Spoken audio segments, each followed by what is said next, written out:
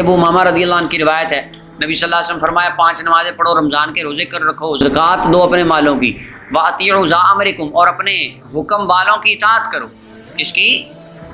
اس سے مراد یہاں تو خلیفہ ہے، وہ تابع جب خلافت ہو، خلافت 100 سال پہلے ٹوٹ چکی ہے، آج خلیفہ کوئی نہیں، سلطان بادشاہ آمریت جس طرح سعودی عرب میں،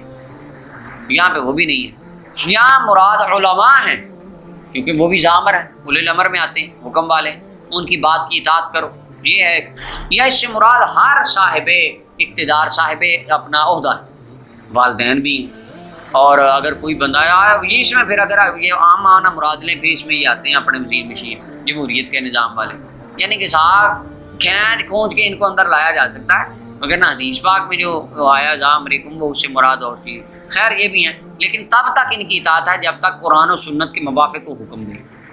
اگر قرآن و سنت کے خلاف کو حکم دے، وہ بادشاہ ہو، امیر ہو، جو بھی ہو، اس کے حکم کی کوئی اعتبار نہیں۔ فرمایا جو یہ کام کر لو، نماز، روزہ، زکوٰۃ اور فرما برداری، تدخلوا جنت ربکم، اپنے رب کی جنت میں داخل ہو جاؤ۔ یہ موٹی موٹی باتیں، اور جیسے نا عرابی آیا حضور میں کیا کروں، فرمایا 5 نمازیں ہیں،